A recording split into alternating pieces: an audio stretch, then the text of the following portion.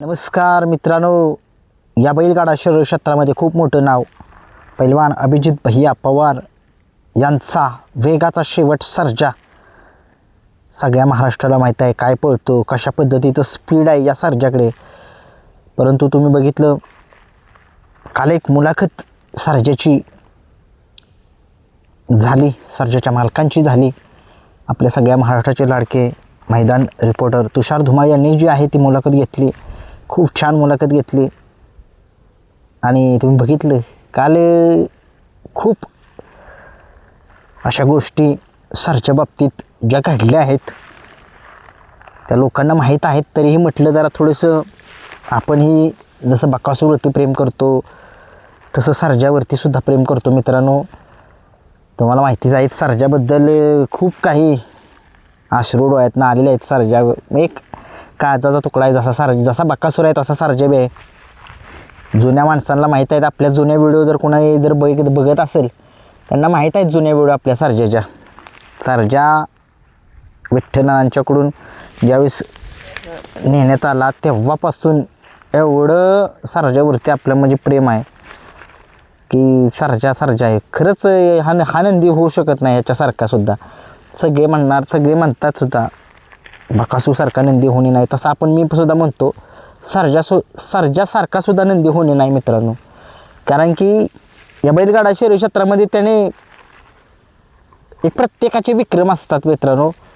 आणि त्या विक्रमातला विक्रम म्हणजे सर्जाच्या नावावरती आहे. 200 फुटात सर्जा सापडत नाही कुणाला. जर त्याच्यासोबत बैल असला, गाडी किती बी मागं असू द्या की गडी खेचतो तर खेचतोच आपला सर्जा. असा हा वेगाचा शेवट सर्जा आहे. काल मुलाखत ज्यावेळेस बघितली त्यावेळेस तुम्ही बघितलं सर्जावर मित्रांनो लिंबू टाकण्याचा प्रयत्न केला. जे फॉर्च्युनरचं मैदान झालं बघा, तुम्हाला माहिती आहे खाली सांगली जिल्ह्यामध्ये. त्या मैदानापासून बऱ्याच ठिकाणी सर्जावरती जिथं सर्जा बांधतात त्या ठिकाणी लिंबू टाकतायत. सर्जा इकडं आहे तिकडं. माणसं असं का करतायत काय समजेना झाले. कारण की प्रत्येक जण जो आहे तो या बैलगाडा शरीर क्षेत्रामध्ये नावासाठी पळत असतो. नंदी सर्जाला माहीत आहे तुम्ही जीवापेक्षा जास्त सांभाळ करतात आपले अभिजित भैया पवार, शंभूदादा असतील. परंतु काही लोकांची घाणेरडी कृत्य बघा. बैल पळतोय म्हणून लिंब टाकायची, बैल न पळण्यासाठी त्यात हळद कुकू टाकायचं. म्हणजे असं का करतायत लोक? का असं मित्रांनो हे थांबलं पाहिजे. एकामेकांच्यावर तर तुम्ही असं जर करत असाल तर याचा शेवट खूप वाईट आहे मित्रांनो. तुम्ही कांतारा पिक्चर बघितला असेल तर कुणाला माहीत असेल किंवा नाही आहे, करणीचा शेवट सगळ्यात वाईट असतो. आणि जो कोणी काय करत असेल हा प्रकार त्यांनी थांबवावा. हे चांगलं नाही. आणि एक मुकं जनावर आहे मित्रांनो. त्या मुक्या जनावरांनी काय केले तुमचं, त्यासाठी तुम्ही असं करताय. जरा थांबवा. थोडंसं जरा मनामध्ये तुम्ही जरा विचार करा की असं नको करायला. कारण की तो मुका जनावर आहे, त्यानं काय मालकासाठी पळतोय. त्याला तुम्ही कितीही फेरं पळवा. सर्जाच्या बाबतीतच नाही, बाकीच्या सुद्धा नंदीच्या बाबतीतसुद्धा होत असेल. आणि आता लय काय बोलत नाही, बकासूरच्या बाबतीतसुद्धा असं झालं आहे. परंतु नको ते विषय काढाय. ते विषय आज ना उद्या काढेन मी, वेळ आल्यावर काढेन. बकासूरवर सुद्धा असा प्रकार झालेला होता.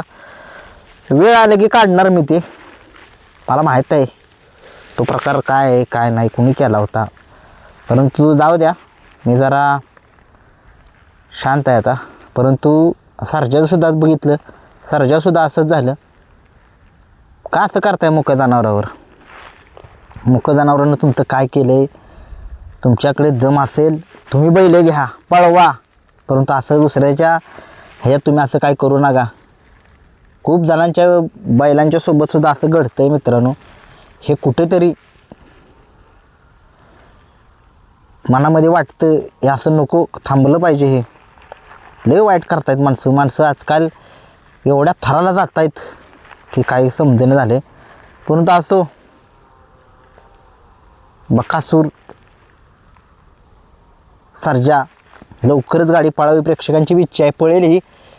परंतु हा लिंबू जे फिरवत आहेत कोण, त्यांना एकच सांगतोय, असं काय करू नका, चांगलं नाही आहे.